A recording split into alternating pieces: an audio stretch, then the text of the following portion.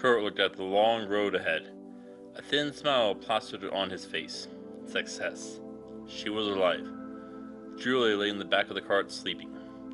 Better asleep than dead. He was practically over the moon with excitement. It was a miracle that he even pulled it off. Maybe he did have what it would take to be an adventurer, he mused. A rumble ran through the crowd. His horse panicked, as the merchant fought to bring the beast under control. The ruckus drew the merchant's gaze to the forest beside him. His mouth dropped open at the sight. It was huge. A giant spiked shell covered his back that reached far above the trees. A lone serpent-like tail crashed into the earth with every step it took, forward on its thick legs. The merchant went deaf. What was this? That was the only question on the man's mind as the beast charged forward. Tracking its path, the merchant saw the village he left only a few days ago. One where Julia died at the Dullahan's word. What to do? There was no way he could stop that thing. It was massive, bigger than whole buildings. The town was doomed. Kurt pulled back on the reins, eager to find a safer path. Hey! Hey! A voice called. Jogging up the road was a muscular man. Sweat poured down his face. Let me borrow your horse. We need to warn the village. Grant! Kurt! The two men stared at each other, neither sure what to say as memories of their last meeting returned. But the roar of the monster shook them back to the present. We need to warn the village. The Tarasque will destroy it. You'll never get there in time, they argued the merchant. I can help, Julia sighed as she perched herself up. I know a simple spell that will speed up the horse, but it'll take me out. Thank you. I'll take the horse and bring it back, Grant grunted. No, you'll want to take the cart. Use it to evacuate people, the demon hunter explained. Alright, do it, Kurt accepted. Welcome back to Mythical Philology. I'm your guide, Jason. Today, the behemoth known as the Tarasque has found us. Let's take a look at what it would take for such a gargantuan beast to survive.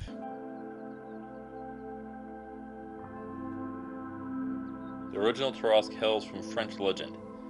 It was a beast said to have 6 legs like a bear, body and shell of a tortoise. It has a lion's head and mane in the front, and finally, either a snake-like tail, or in some accounts, one like a scorpion. Regardless, it is long and deadly. Finally, it is big.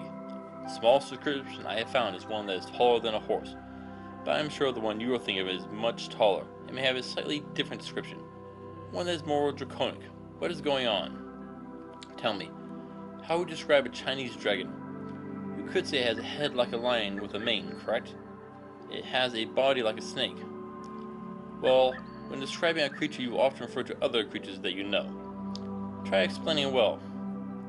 You would probably use a fish for comparison. Okay, so could our smaller version and the larger one be the same thing? Let's look back at the original French legend. It plagued a small French village, eating its people and any warriors sent to stop it. Finally, a cleric known as Saint Martha came. She doused the beast in holy water, knelt down, and prayed. As the Tarasque charged, she didn't flinch. The beast then stopped and submitted to her. It became her loyal servant. But the villagers didn't trust it and finally decided to kill it despite having been domesticated by the cleric. Ill fortune fell on the town afterwards, and they regretted it. In the end, they renamed the town to Tarasque. Okay, so what is going on here? Why did the Tarasque submit to the cleric? I've got a few thoughts on the matter. First is, the Tarasque isn't an innately evil creature. It is one that is loyal to the gods. Okay, but this creature did terrorize the village and kill people. Could it be that they were sinners? Some of them, but hard to say. What is more likely is that it was only a baby Tarasque, a kitten or a puppy of sorts.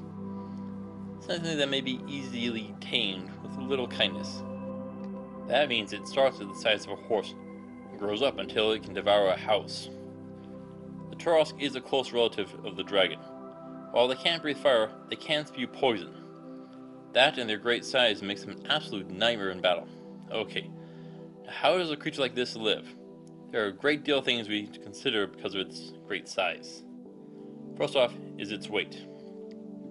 The largest terrestrial dinosaur in history is the Anthrocoelus fragilimus, and could weigh about 150 tons.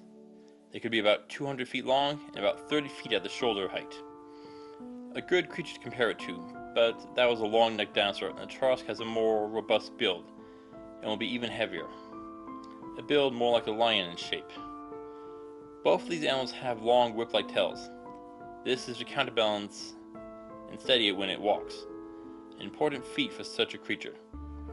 Yeah, that weight is going to be a problem, a major one. If you double the size of a creature, the weight quadruples, according to the square cube law.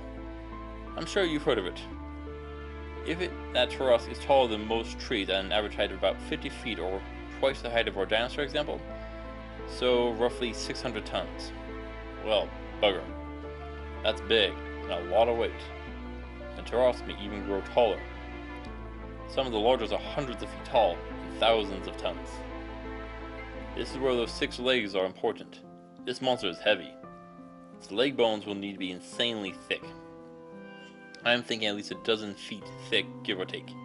With 6 legs, the weight is distributed between all 6, rather than just 4 like most quadrupeds.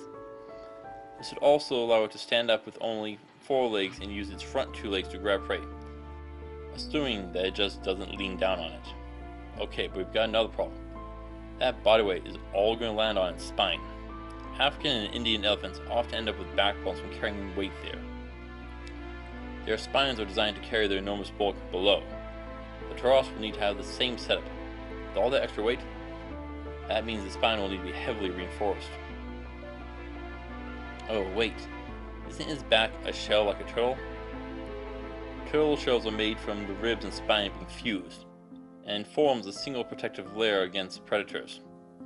But what the blazes preys on a Tarasque?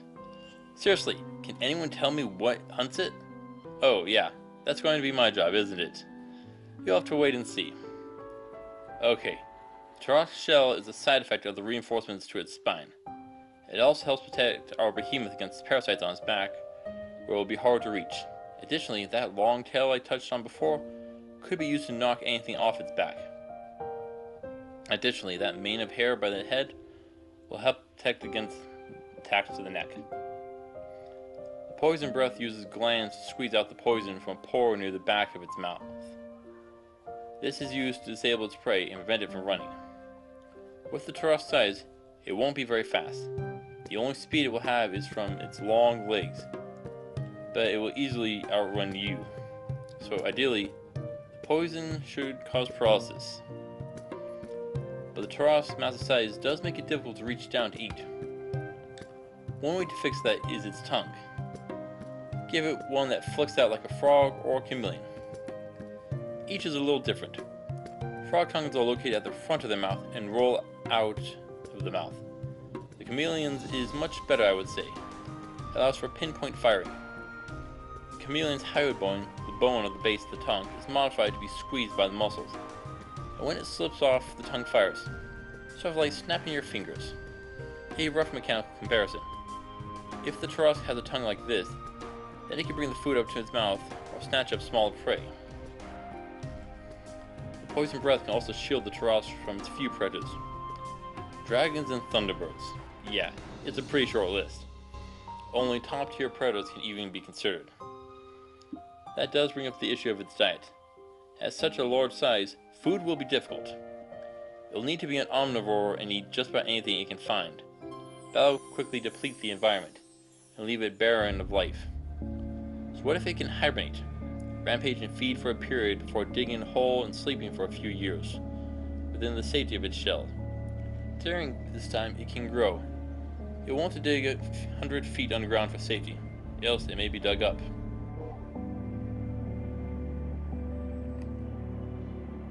Let's be blunt. If you are facing a Tarasque, good luck.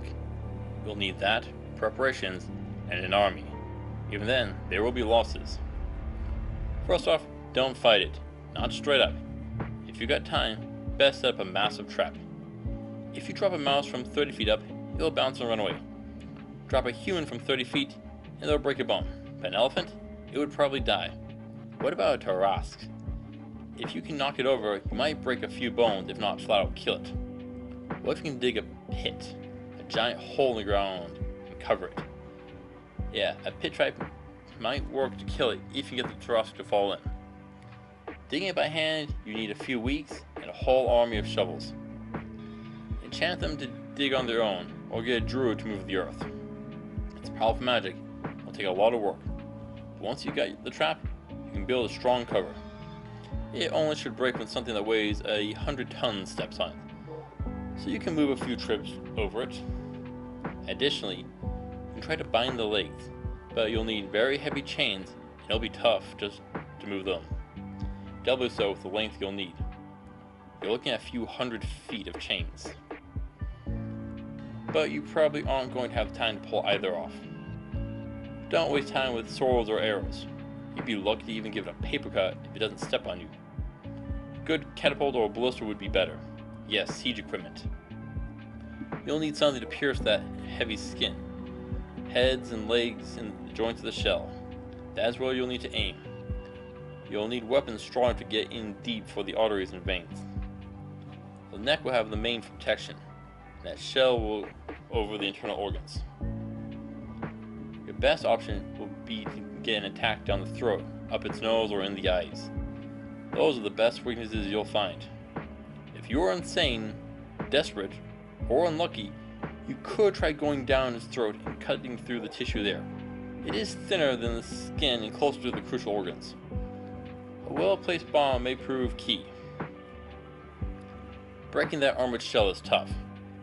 Dropping something insanely heavy may break through. It will take a lot of power and skill to drop it from a high enough height and still hit your target. For magic, you're going to be looking at siege magic. Gravity magic may increase the weight it is under and break its legs. This is going to be a large area effect spellcasting. You'll need skill, power, and numbers to pull it off. An ice lake won't work on something this big, least of all with all 6 legs for support. Fire and lightning can cause damage, but again, you'll need a lot of force behind it. Try group casting your spells. Oh, and don't forget poison breath. You'll want to have a fortress wall to shield you from that. Powerful wind magic may turn it aside, but you'll need to choose between offense and defense here, unless you've got the power or numbers to spread around. If you are fortunate to find the Tarasque while asleep, you'll need to dig a hole big enough to get down and then assassinate. Take your time. It should sleep for a while, and you don't want to wake it up early. Right? They aren't morning birds. I do have one last prayer. Yes, exactly, a prayer. If my first assumption is incorrect, and Tarasque is loyal to the gods, then you could always have your clerics throw out some holy water, kneel down and pray. Who knows, it might save you. Truth be told, the Lords of Tarasque have no easy weaknesses to exploit. This is not an ideal fight. No, it is a bad fight. A full-blown nightmare of battle. That's why I'm giving the legendary Tarasque a well-deserved 10 out of 10 for difficulty. If you fight it, you will probably die.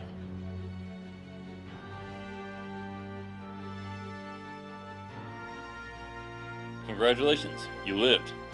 Against the Tarasque, that is a reward. But what are you going to do with that mountain of meat? If you leave it to rot, you'll just be inviting disease and carrion upon you. You'll need to divvy it up. The meat of a Tarasque is edible, but due to its size, there's a high risk of parasites. It will need to be well cooked. The shell can be used to build a fortress or building. Easier to build it around it than to move the shell. Same for the bones. Both can also be used to produce powerful staffs, swords, or arrows. In addition, the hide is too thick to make leather armor, but it can be used to build houses and boats. Mostly, save your life. You deserve it.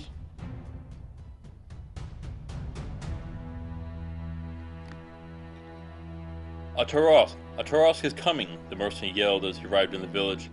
The panic was instant. Half of them didn't want to believe it. It didn't matter. And the rumbling came soon. Together, the 2 men worked to load up their wagon with as many people and essentials as they could. Anything that could carry someone was packed. People cried as they were forced to abandon everything they owned. There was no stopping this, unless... I might have an idea, Kurt spoke up. We'll need help, and might know where to get it. Will it be enough? Asked the mercenary. If it isn't, we are in trouble. Thank you for watching, fellow adventurers. The Tarasque is truly a nightmare to combat, and I pray that it doesn't find your path. Please return next week, where we should meet the bird people. Until then, safe travels.